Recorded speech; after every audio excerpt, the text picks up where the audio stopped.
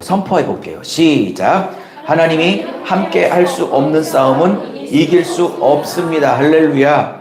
하나님이 함께 하시지 않는 싸움은 절대 우리의 인생에 승리가 있을 수 없다는 사실을 반드시 기억할 수 있기를 바랍니다. 하나님이 내 사업에 함께 해야 하는 것입니다. 하나님이 내 인생에 함께 해야 되는 겁니다. 하나님이 내 사역에 함께 해야 되는 것이고, 오늘도 이 설교에 하나님이 함께 하셔야 여러분이 아멘이 되고 은혜가 되는 거지, 제가 설교를 잘하거나 원고를 잘 썼다고 절대 은혜가 되는 것이 아닙니다. 사랑하는 여러분, 하나님이 함께하지 않았던 것이 이 전쟁의 패배의 이유인데, 왜 함께하지 않았냐는 사사기를 보셔야 합니다. 이 사사시대 350년의 영적인 분위기가 이랬기 때문에 하나님은 절대로 이 블레셋과의 전쟁에 함께 하시고 싶어도 함께 하실 수 없었던 겁니다. 한번 읽어 보도록 하겠습니다. 사사기 21장 25절입니다. 시작. 그때에 이스라엘에 왕이 없었으므로 사람이 각기 자기의 소견에 오른 대로 행하였더라. 350년 사사시대 때를 이렇게 사사기 저자는 평가합니다. 이스라엘에 왕이 없었으므로. 아닙니다. 구약 성경 전체에 나 하나님이, 나 여호와가 이스라엘의 왕이다라고 수도 없는 구절에서 선포하고 계십니다. 할렐루야. 그런데 보십시오. 왕의 자리에서 하나님을 끌어내리면 공속으로 놔두려고 하는 겁니까? 그 자리에 누구를 앉히고 싶은 것입니까? 그렇죠. 예, 2번입니다. 누군가를 앉히려고 그 자리를 끌어내는 거지, 단지 빈자리로 남기 위하여 하나님을 끌어내는 게 아닙니다. 그러면 하나님을 끌어내리고 난 다음에 자기가 앉히고 싶은 진짜 왕을 거기에 앉힌 겁니다. 그게 사사시대입니다. 누구를 앉혔을까요? 성경은 이렇게 말합니다. 사람들 자기 자신을 앉혔다라고 말합니다. 그 말을 어떻게 말합니까? 각기 자기 기준대로 행하였더라. 각기 자기 생각대로 행하였더라. 각기 자기 가치관대로 행하였더라. 각기 자기의 소견대로 행하였더라. 이 사사시대는 하나님이 절대로 축복할래야 축복을 할 수 없는 시대입니다. 이렇게 사사시대와 연결해서 오늘 4장 1절을 이해한다면, 하나님이 이 블레셋 1차 전투, 2차 전투에 함께 하고 싶어서도 함께 할 수 없었던 이유가 명백하게 드러나게 되는 것입니다. 저는 예수를 믿고 신앙생활을 한다는 게 뭐냐고 한마디로 얘기한다면 내 삶의 왕을 교체하는 일이다 라고 얘기를 하고 싶습니다. 성경에 예수님을 왕으로 삼고 가짜 주인인 나를 그 자리에서 내리고 왕이신 하나님을 왕으로 온전히 섬길 때 영육간의 축복이 부어진다고 성경은 약속하고 있습니다. 예수님을 왕으로 교체하는 삶이 버겁고 힘들고 고생스럽고 십자가의 길이라고 속이는 사단의 생각을 거부하십시오. 왕이신 하나님을 섬기는 일은 오히려 축복된, 영으로 복받는 일이요, 육으로 복받는 일이요, 경제적으로 복받는 일이요, 자녀가 축복받는 일입니다. 예수님을 왕으로 교체하자니 너무 말씀이 무겁다, 힘들다라고 생각하지 마시고 절대 사단의 속임수입니다. 오히려 왕을 하나님으로, 예수님으로 교체할 때에 그게 너무 고맙고 이뻐서 하나님은 자신을 왕으로 섬기는 백성들에게 영육간의 축복을 주시는 너무나 좋은 우리의 예수님, 너무나 좋은 우리 아버지 하나님임을 믿으실 수 있기를 예수의 이름으로 축복합니다. 2번입니다. 시작. 하나님은 내 뜻을 위해 조정당하는 분이 아닙니다. 하나님은 내 뜻을 위해서 조정당하는 분이 아닙니다. 1차 전투에 대패를 했습니다. 4,000명이 죽어 나갔습니다. 그들이 하는 말 좀 보십시오. 제가 그대로 써왔는데, 여호와께서 우리로 블레셋에게 패하게 하셨다. 반은 진리고 반은 진리가 아닙니다. 사실 하나님이 패하게 하신 게 아니라 패할 수밖에 없도록 그들이 350년을 잘못 살아낸 것입니다. 또 반쪽으로는 어쩌면 하나님이 이렇게 살고 있는 사람들에게 패하게 하셔서 정신 차리도록 하나님이 일시적인 패배를 허락해 주셨는지도 모르겠습니다. 어쨌든 그 원인이 나왔으면 처방을 제대로 내려야죠. 그렇죠? 백성들의 처방은 무엇입니까? 이래야만 했습니다. 하나님, 우리가 350년 동안 진정한 왕이신 하나님을 제끼고 내가 왕 되어서 내 생각대로 살았습니다. 용서해 주시고 이제 왕이신 하나님을 모시고 하나님의 말씀대로 순종하며 살겠습니다라고 350년의 삶을 회개하고 돌이켰다면 하나님은 반드시 2차 전투에서 대승을 거두게 하셨을 거라고 저는 믿습니다. 근데 백성들의 처방을 보십시오. 하나님을 알지 못하니까, 자기들의 죄악을 알지 못하니까 그들의 처방은 하나님의 뜻과 전혀 관계없는 처방이, 대안이 나오기 시작합니다. 이렇게 백성들은 처방을 내렸습니다. 한 명도 이것을 제대로 볼 수 있는, 문제를 제대로 진단할 수 있는 사람이 없었다는 뜻입니다. 왜냐하면 그들에게는 과거 요단강을 가를 때에 하나님의 법궤가 앞장섰을 때 요단강이 갈라졌다는 기록을 그들은 알고 있습니다. 또한 과거에 여호수아가 여리고성을 칠 때에 하나님의 법궤가 여리고성을 13바퀴 돌 때에 그 법궤의 능력으로 인하여 여리고성이 무너졌다는 사실을 잘 알고 기록을 보고 알고 있었기 때문입니다. 잘못한 건 무엇입니까? 법궤를 앞장 세웠다는 게 잘못한 겁니까? 아닙니다. 잘한 것입니다. 그러나 회개 없는 법궤를 앞장 세우는 건 하나님의 뜻이 아닙니다. 350년의 삶, 하나님을 왕의 자리에서 밀어내고 지가 왕되고 있으면서 예배드린다고 다 됩니까? 하나님을 왕의 자리에서 내버리고 자기 뜻대로 살아가면서 11조 바친다고 됩니까? 하나님의 왕되심을 부정하고 하나님의 주인되심을 부정하고 40일 철야기도 한다고 됩니까? 안 됩니다.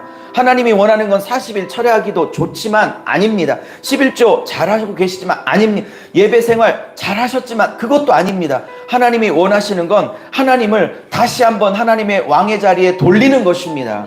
하나님 원하시는 건 회개입니다. 목사님, 분명히 목사님이 전하는 건 복음이 맞고 성경이 확실한데 요즘 시대에도 목사님처럼 전해도 사람이 모여요? 부흥할 수 있어요? 숫자가 늘어날 수 있어요? 라는 질문에 그 목사님하고 저하고 심각한 고민을 나눴습니다. 저도 모르겠습니다. 이런 메시지를 전한다고 사람이 줄을지 늘을지 저는 모르겠습니다. 그러나 저의 관심사는 사람이 이 메시지로 줄겠느냐 늘겠느냐는 저의 관심 메시지가 아니라 하나님이 이 메시지를 원하느냐 안 하느냐가 저의 관심입니다. 오늘 이것이 하나님이 선포하시는 메시지가 맞느냐 아니냐만 저의 관심사입니다. 하나님이 당신을 조종하는 걸 원하지 않으셨어요. 제가 이런 말을 썼죠. 삶의 회개 없이 여호와의 언약궤만 가지고 가면 승리할 수 있다고 착각했습니다. 하나님을 자신의 뜻과 계획을 위해서 조정하려고 하는 겁니다. 하나님은 내 뜻을 위해서 조정당하시는 분이 아닙니다. 하나님은 당신의 뜻에 내 뜻을 전폭적으로 조정하고 순종하고 꺾고 하나님의 뜻에 따르기를 원하시는 우리의 창조주요, 우리의 주인이시요, 우리의 왕이시기 때문입니다. 하나님을 조정하려고 했던 적이 없는지 한번 생각해 보십시오. 하나님과 거래를 하려고 했던 적이 있는지 한번 생각해 보십시오. 제가 거래의 대상이 아니라 네가 순종해야 될 자란다. 얼마나 많은 사람들이 삶을 엉망진창으로 사사시대처럼 살아가면서 그냥 예배드리면 하나님이 함께 하시겠지, 그냥 종교생활하면 함께 하시겠지, 그냥 11조 드리면 복 주시겠지 합니까? 아닙니다. 마음은 다 떠나고 하나님께 관심이 없고 마음은 세상과 콩밭에 가 있는데 종교적 행위를 한다고 하나님이 언약궤 그 능력께 함께 하시겠습니까? 아닙니다. 아무리 언약궤 예수 이름 아무리 찾아도 요즘으로 따르면 언약궤가 무엇입니까? 예수 이름이죠. 요즘으로 따르면 언약궤가 무엇입니까? 예수의 이름으로 기도하는 거죠. 여러분, 아니 됩니다. 삶을 바꾸지 않고는 예수의 이름 100번 찾아도 아니 됩니다. 삶을 바꾸지 않으면 예수의 이름 1000번 찾아도 아니 됩니다. 회개해야만 하는 것이고 내 안에 사사시대를 청산해야 하는 것입니다. 할렐루야. 하나님이 하게 된다는 것입니다. 자, 이제 세 번째 마지막 메시지입니다. 시작. 이가봇의 시대에 가봇의 교회로 세워지기를 기도해야 할 것입니다. 할렐루야. 이 가봇, 카보드라고 그랬죠. 카보드. 이게 하나님의 영광이란 뜻인데요. 이 카보드가 원래는 무겁다라는 동사에서 나온 거예요.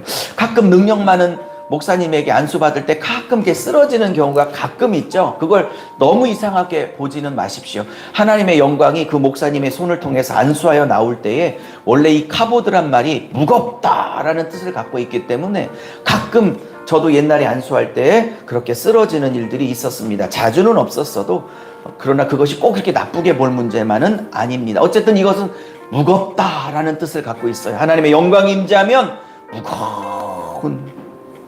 그 하나님의 영광이 임재합니다. 근데 앞에 이라는 부사가 붙어갖고 떠나다, 아니다 라는 뜻을 갖고 있어요. 이 며느리가 죽어가면서 이가봇이라고 아들의 이름을 지을 때 그 심정은 어떻겠습니까? 백성들이여 회개하라는 뜻이었을 겁니다. 어쩌면 전 세계가 이 카보드의 시대가 아닌가. 하나님의 영광이 떠날 수밖에 없을 만큼 목사들이 고기를 탐하고 물질을 탐하고 물질에 그냥 눈이 뻘개지고, 제가 마지막 메시지를 어떻게 정했습니까? 주여, 이 카보드의 시대에 하나님의 영광을 돌이킬 수 있는 가봇의 교회로 사용하여 주시옵소서. 카보드에서, 이 카보드에서 이자만 떼, 부사 이라는 부정부사만 떼고 카보드를 쓰면 영광이 돌아오다는 뜻이에요. 하나님, 이 카보드의 시대에 우리 세종 그나라 교회를, 유석영 목사를, 우리 사모님을, 우리 전도사님을, 우리 성도님들을, 우리 교회를, 우리 아이들을 갑옷의 도구로 사용하여 주시옵소서. 갑옷의 도구로 사용하여 주시옵소서. 마무리합니다. 3-3에 이런 말 썼네요. 신앙생활의 진짜 위기는 물질의 위기, 물론 힘들죠. 이런 말을 쓰면서도 쉽게 쓰지 않았습니다. 물질이 힘들 때 얼마나 힘드세요? 질병이 오셨을 때 얼마나 힘드세요? 사업이 이번 달 어려웠을 때 당장 다음 달이 걱정될 때 얼마나 힘드세요? 이런 말 쓸 때 쉽게 쓰지 않았습니다. 이 말을 쓸 때도 이것도 힘든 일이지 너무나 잘 알고 있습니다. 그런데 오늘 본문에서 진짜 위기는 물질, 건강, 사업, 자녀라기보다 오늘 본문에서 너희들에게 진짜 위기는 나의 영광이 떠나는 것이다. 내가 함께 할 수 없는 삶을 살고 있는 것이다. 정말 위기는 물질, 건강, 질병, 사업, 자녀가 아니라 이 카보드라는 것을 알 수 있겠느냐. 너의 삶에 나의 영광의 임재, 카보드가 점점 사라지고 있지 않는지 점검하라. 때로는 물질이 어렵고 질병이 어렵고 자녀가 어렵고 사업이 어려워도 이 카보드가 아니라 카보드로 내가 함께하고 있다면 그것은 큰 문제가 되지 않을 것이라. 전 세계 목회자들이, 여러분, 이 카보드의 시대의 원인은 두 가지예요. 목회자들이 물질과 음란에 완전히 빠졌고, 백성들은 하나님을 왕으로 인정하지 아니하고 지들 생각대로 살아갔던 시대. 지도자나 영적 지도자나 성도들이나 다 하나님의 뜻과 거슬려 살고 있었던 이 카보드의 시대, 이 시대에서 하나님의 영광을 돌이킬 교회를 저는 찾고 있을 거라고 저는 믿습니다. 우리 교회가 이 카보드 시대에 떠날 수밖에 없는, 하나님이 돌아올 수밖에 없는 그 갑옷의 교회로 사용받기를 축복합니다. 하나님이 떠날 수밖에 없는 카보드, 이 카보드의 시대에 하나님이 돌아올 수밖에 없도록 만드는 갑옷의 교회. 그렇게 되려면 어떻게 해야 될까요? 마지막 문구에 제가 이런 말 썼죠. 떠나가 버린 하나님, 떠나가 버린 게 아니라 떠날 수밖에 없는 하나님을 돌아올 수밖에 없도록 만들려면, 이 갑옷에서 갑옷으로 만들려면 딱 두 가지가 필요해요. 철저한 회개와, 그리고 사사시대를 영적으로 완전히 엎어버릴 수 있는 영적인 충격. 그것은 하나님을 왕으로 모시고, 그리고 하나님의 말씀에 구체적으로 순종하는 삶. 이것이 사사시대의 영적 어둠을 완전히 역전시킬 수 있는 두 가지 능력의 도구가 될 것입니다. 사랑하는 여러분, 우리 교회에 예배 때마다 카보드의 임재가 있기를 축복합니다.